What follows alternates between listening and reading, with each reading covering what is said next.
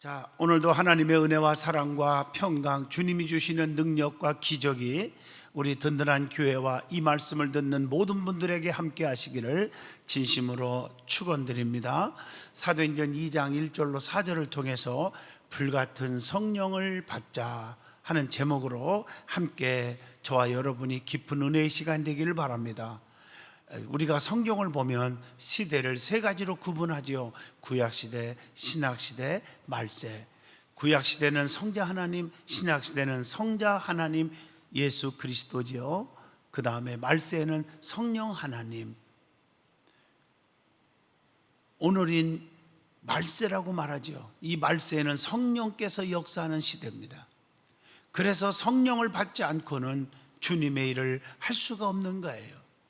성령을 받아야 원수마귀와 싸워 이길 수가 있고 세상의 환난과 유혹을 이길 수가 있는 것입니다.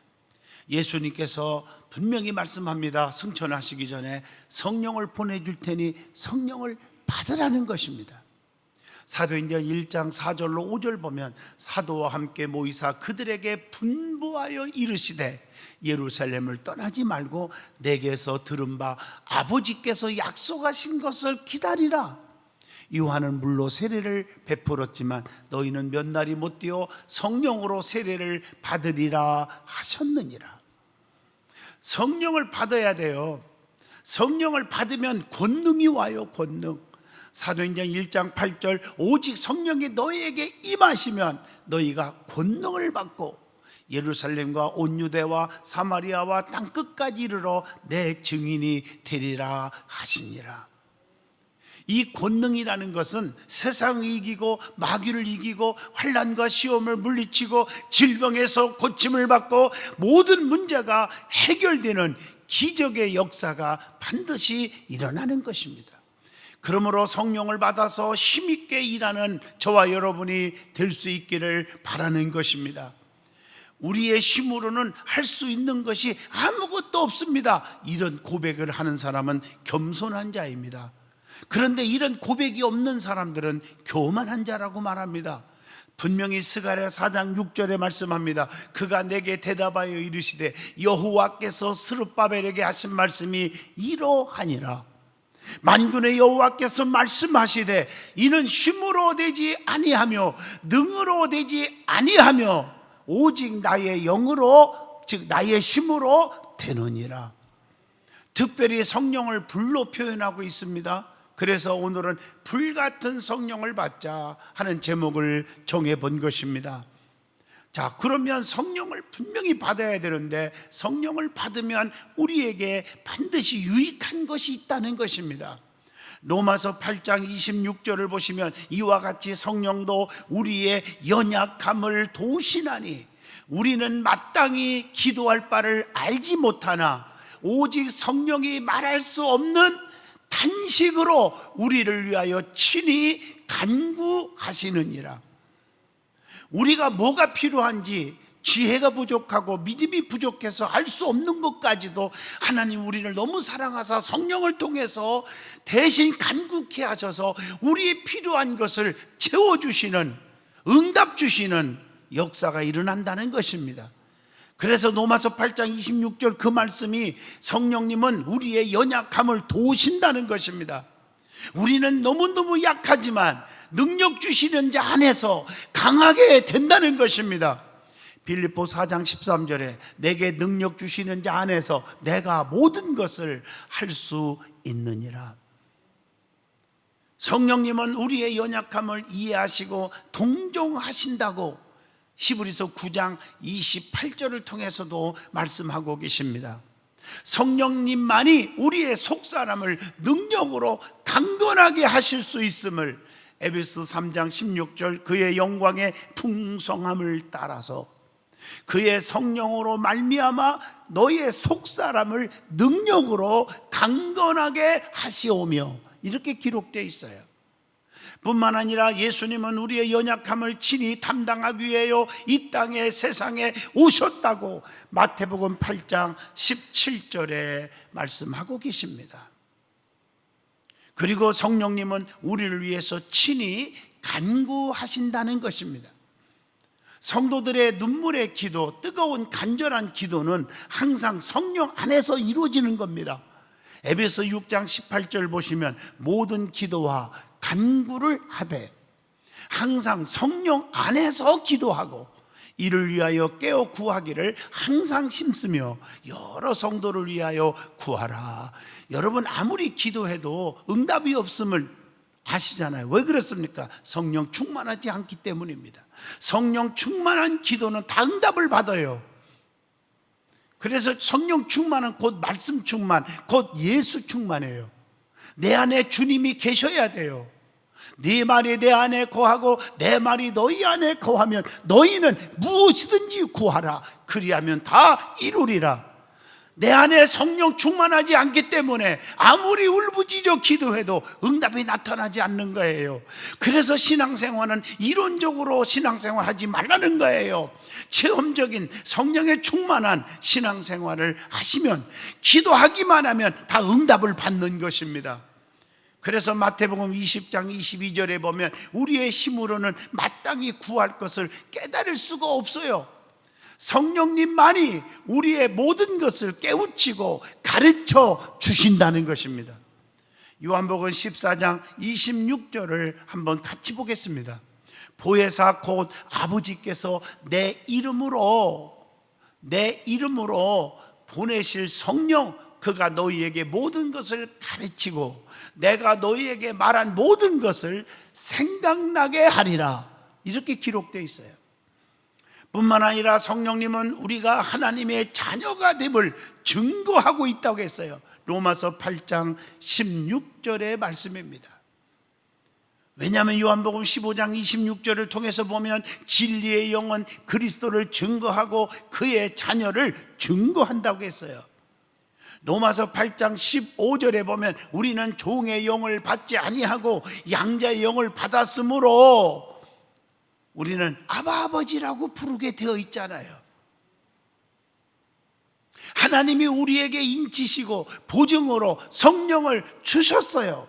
고린도후서 1장 22절 보면 그가 또한 우리에게 인치시고 보증으로 우리의 마음에 성령을 주셨느니라. 하나님의 말씀입니다. 그러면 성령 충만 받아야 되는데 어떻게 해야 성령을 받을 수가 있습니까? 성령 충만한, 성령의 인도를 받는 비결이 뭘까요?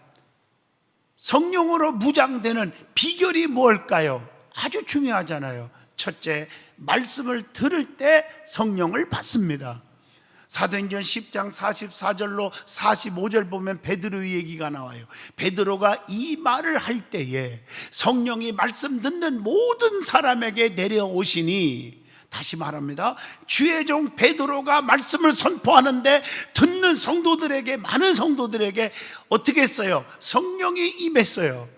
베드로와 함께 온 할례 받은 신자들이 이방인들에게도 성령 부어주심으로 말미암아 놀라니, 이렇게 기록되어 있단 말이에요. 하나님의 말씀은 성령의 감동으로 되었기 때문에 말씀을 선포할 때 성령의 역사가 일어납니다. 디모데후서 3장 16절에 모든 성경은 하나님의 감동으로 된 것으로 교훈과 책망과 바르게 함과 의로 교육하기에 유익하니 그랬잖아요. 또한 하나님의 말씀은 검이기 때문에 성령을 받습니다. 에베소 6장 17절 구원의 투구와 성령의 검 곧 하나님의 말씀을 가지라. 그래서 말씀을 전하기 시작할 때에 성령께서 역사가 하기 시작합니다. 사도행전 11장 15절에 내가 말을 시작할 때에 성령이 그들에게 임하시기를 처음 우리에게 하신 것 같이 하는지라. 그래서 여러분들이 말씀 듣는 자세가 너무 중요한 거예요. 이렇게 하나님의 말씀을 들으러 교회에 오는 것, 이 자체가 복된 시간인 줄로 믿습니다. 왜 그랬습니까? 로마서 10장 17절에 그러므로 믿음은 들음에서 나며 들음은 그리스도의 말씀으로 말미암았느니라. 하나님의 말씀을 들을 때 믿음이 생겨요. 그 믿음은 역사가 일어나는 거예요. 그리고 두 번째, 기도 열심히 할 때 성령 충만 받습니다. 사도행전 1장 14절에 여자들과 예수의 어머니 마리아와 예수의 아우들과 더불어 마음을 같이하여 오로지 기도에 심쓰더라, 이렇게 말하고 있어요. 이 사도행전 1장 14절의 말씀은 주님의 약속을 믿고 마음을 같이하여 기도에 심썼을 때 성령이 임했다는 것입니다. 사도들이 간절히 기도하니 성령이 충만하게 임했어요. 여러분, 사도행전 4장 31절 보시면 함께 보십니다. 빌기를 다함에, 이 말은 간절히 기도하기를 마침에 모인 곳이 진동하더니 무리가 다 성령에 충만하여 담대히 하나님의 말씀을 전하니라. 세 번째, 안수받을 때 성령이 임합니다. 사도행전 8장 17절 보면 이에 두 사도가 즉 주의 종들이 그들에게 안수하니 성령을 받은지라 그랬단 말이에요. 사도행전 9장 17절 보면 아나니아가 바울에게 안수할 때에 성령이 임했습니다. 바울이 에베소 교회에서 안수했더니 성령이 임했다고 사도행전 19장 6절에도 말씀하고 계십니다. 이 안수는 저는 성경적으로 보면, 또 부흥회를 인도하러 다니면서 체험적인 차원에서 보면 세 가지 역사가 일어나더라고요.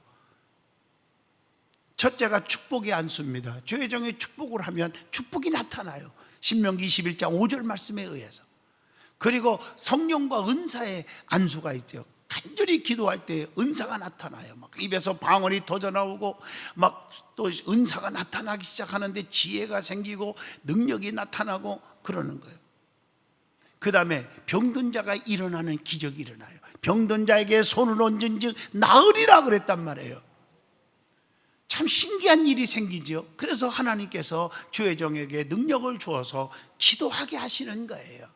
그런데 이걸 잘못 이용해서 여기저기 돌아다니면서 사이비 집단인지 이단인지도 구별을 못하고 이상한 소리만 다니면 주의 종 몰래 살살살살 이 살살이들이 있어요. 그 내가 이름을 살살이들이라고 명령을 합니다. 그 사람들은. 근데 잘 되는 게 없어요. 남 잘못되고 영이 다 이상해져 버리고 조심하셔야 합니다. 또 네 번째, 회개하여 죄 사함을 받을 때 성령이 임하는 거예요. 사도행전 2장 38절 보세요. 베드로가 이르되 너희가 회개하여 각각 예수 그리스도의 이름으로 세례를 받고 죄 사함을 받으라. 그리하면 성령의 선물을 받으리니. 우리가 깨끗한 심령에 귀한 선물을 주는 거 아닙니까? 사도행전 2장 38절 말씀이 그 말씀이에요. 회개치 못한 심령은 찍어서 불에 던지움을 당한다 그랬어요. 마태복음 3장 10절의 말씀입니다. 예수님은 성도들에게 회개의 심령을 부어주신다고 마태복음 4장 17절에 말씀합니다. 그래서 죄 씻겨진 영혼 위에만 하나님의 선물이 위에서부터 내려온다고 마태복음 9장 6절을 통해서 말씀을 주고 있습니다. 자, 그러면 우리가 성령 충만 받는데 어떤 충만을 받아야 하느냐? 오늘 제목 말씀처럼 불같은 성령을 받아야 됩니다. 성령에 대해 영적으로 해석하는 상징적인 용어들이 있습니다. 성경에 보면 이 성령의 불을 여러 가지로 표현하죠. 성령을. 그래서 비둘기 같은 성령, 이렇게 성령을 비둘기로 표현하고 있어요.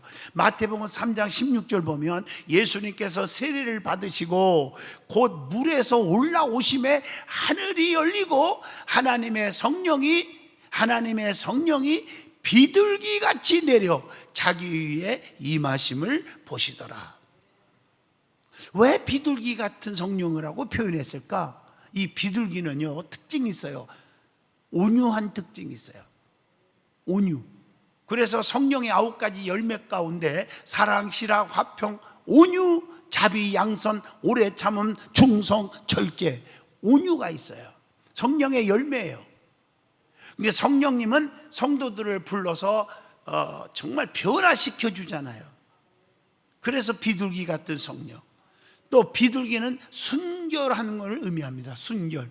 비둘기는 오직 한 남편만을 두며 순결을 지켜요. 비둘기의 특징이. 다시 말하면 성령 충만 받은 성도는 예수 신랑만 사랑하고 곁눈질하지 않고 주님을 사랑하는 신실하고 순결을 지켜야 한다는 거죠. 그래서 성경에 보면 다니엘 보세요. 사자굴 속에 들어갈 줄 알면서도 기도를 멈추지 않잖아. 사드락과 메섹과 아벳느고 7배나 뜨거운 불문불 속에 집어 던질 줄 알면서도 배신하지 않잖아요. 느부갓네살 왕 금신상 앞에 절하지 않잖아요. 바로 그겁니다. 우리는 오직 주님만 사랑하는 성도가 되기를 바랍니다. 그게 성령 충만한 사람이에요. 그리고 비둘기는 모이기를 좋아합니다. 혼자 다니는 법이 없어요. 비둘기는. 성령의 역사는 모이게 한다는 거예요. 오늘 본문 1절을 보시면 오순절 날이 이미 이름에 그들이 다 같이 한 곳에 모였더니, 모일 때 역사가 일어납니다. 성령의 역사는 흩어짐이 아니라 하나 되게 하는 데 있습니다. 그래서 사도행전 2장 46절에 보면 날마다 마음을 같이하여 성전에 모이기를 힘쓰고, 모이는 데 힘써요. 순전한 마음으로 음식을 나눠 먹었다고 나오고 있습니다.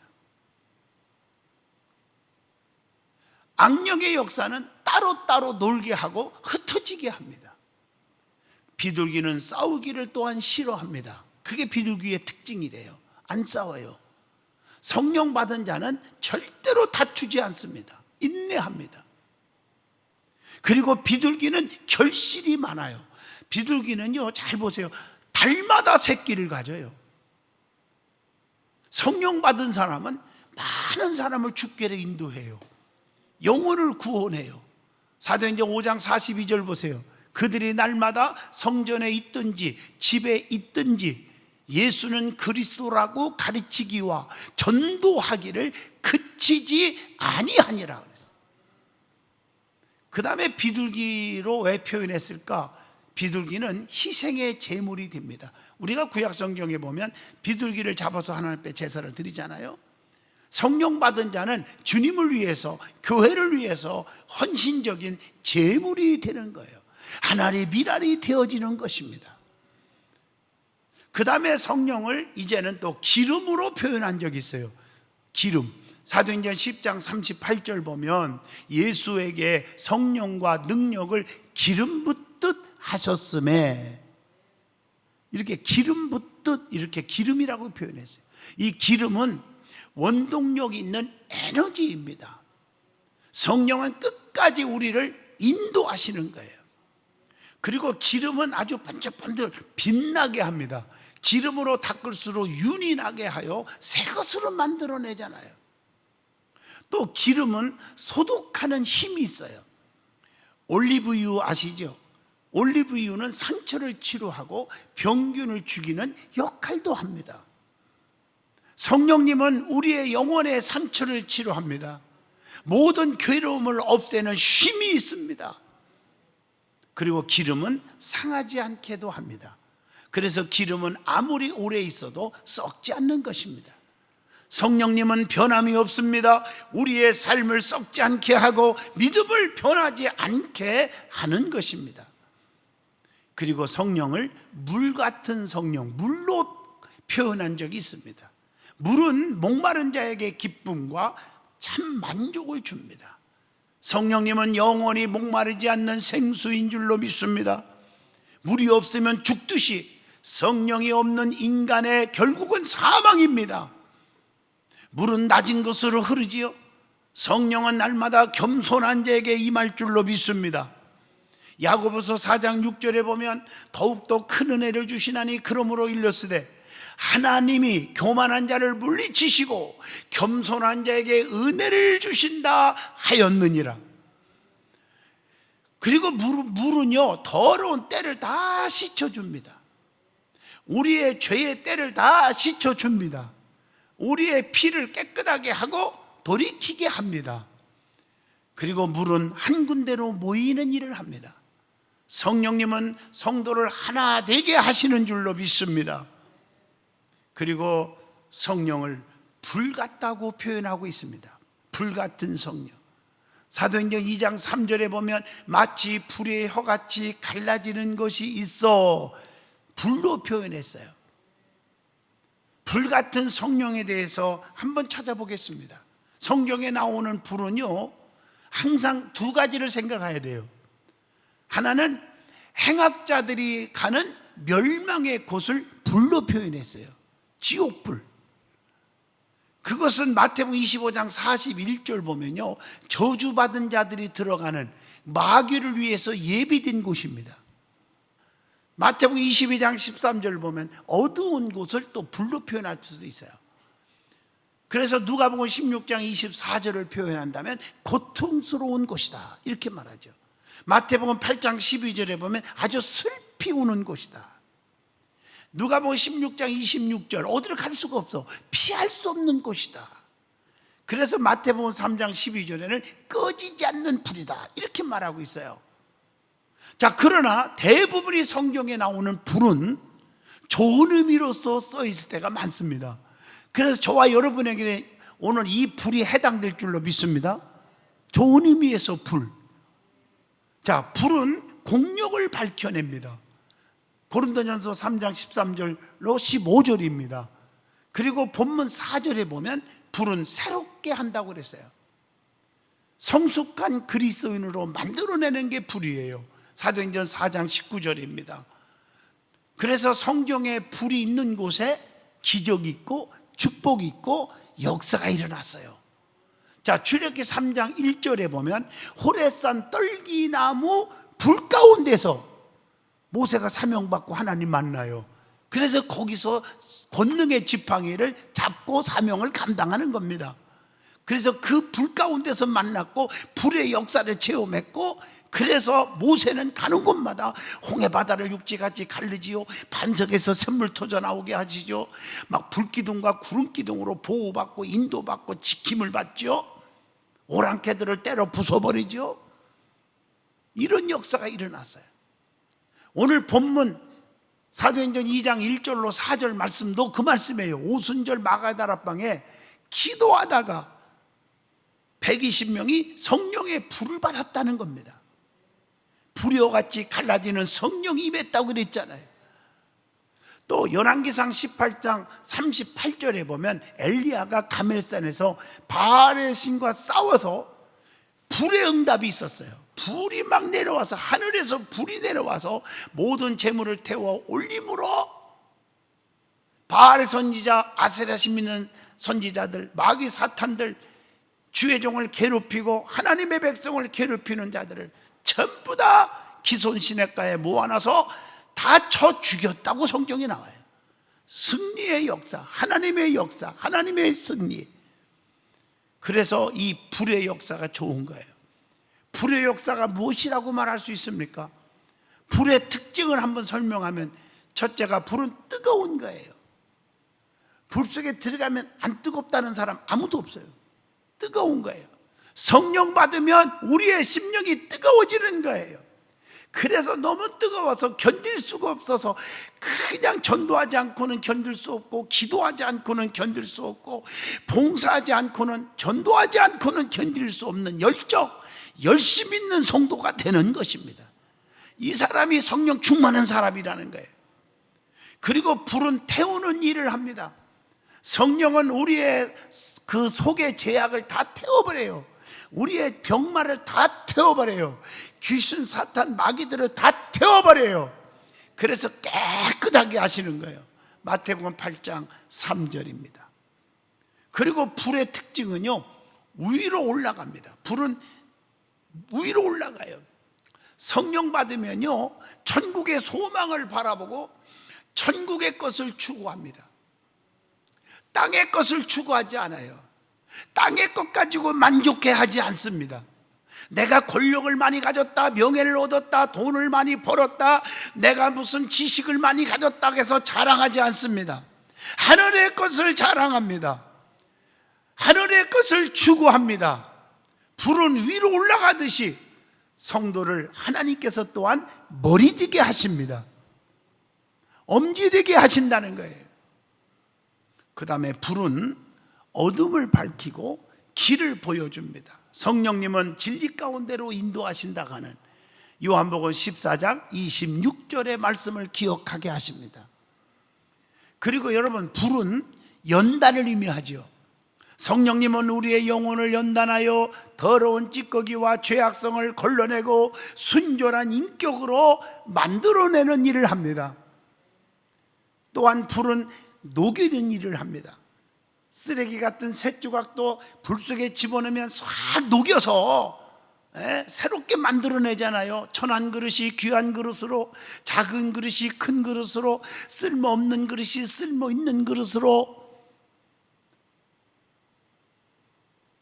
만들어내잖아요. 그래서 사도행전 4장 19절에 보면 불만 붙으면 나약한 자가 담대해지는 거예요. 누가복음 24장 32절, 슬픔의 사람이 희망을 갖게 됩니다. 고린도후서 5장 17절 보면요, 누구든지 그리스도 안에 있으면 새로운 피조물이라, 이전 것은 지나갔으니 보라 새 것이 되었도다. 잘못된 관습을 다 버리고 새로워지는 것입니다. 또한 불은 생명력이 있어서 번져나갑니다. 성령 받으면 지경이 넓혀지고 축복을 받을 줄로 믿습니다. 그리고 이 불꽃을 보면요, 막 움직여요. 마치 춤을 추는 것 같아요. 저도 많이 연구해봤어요. 성령 받은 민족은, 성령 받은 성도는 춤추는 성도, 춤추는 민족으로 좋은 일을 자꾸 만들어냅니다. 그리고요, 불이 활활 잘 타오르는 불은요, 없는 게 있어요. 뭐가 없을까? 연기가 없어요. 잘 안 타는 불에서 연기가 나요. 자, 타오르면 연기가 없어져요. 성령의 진짜 불 같은 성령을 받으면 세상에서 사는 동안 눈물 흘릴 일이 절대로 없을 줄로 믿습니다. 환난, 근심, 이게 다 사라지는 거예요. 그러므로 우리는 오늘 이 말씀을 통해서 성령을 받아야 합니다. 성령께서 우리의 길을 인도하시고 지켜주시고 보호하십니다. 살다 보면 힘든 일이 너무나 많이 올 수도 있습니다. 하나님의 축복을 받으려고 하면 마귀가 장난한다는 걸 아시고 더 기도해서 성령에 충만해서 악한 영을 다 몰아낼 수 있기를 축복합니다. 우리는 어떻든 간에 성령의 불을 받아야 한다는 거 절대 잊어서는 안 됩니다. 성령의 충만한 성도가 되시기를 축복합니다. 기도합니다. 거룩하신 하나님, 감사합니다. 우리가 성령의 충만함을 받기를 원합니다. 내 힘으로 살지 않고 성령님의 인도함을 받기를 원합니다. 주여, 성령으로 거듭나게 하여 주시옵소서. 변화되게 하여 주시옵소서. 이론적이고 지적으로 왔다 갔다 하는 그런 성도가 아니라 성령으로 거듭나고 천국을 소유하는 믿음의 식구들이 다 되게 하여 주시옵소서. 예수님 이름으로 기도하옵나이다. 아멘.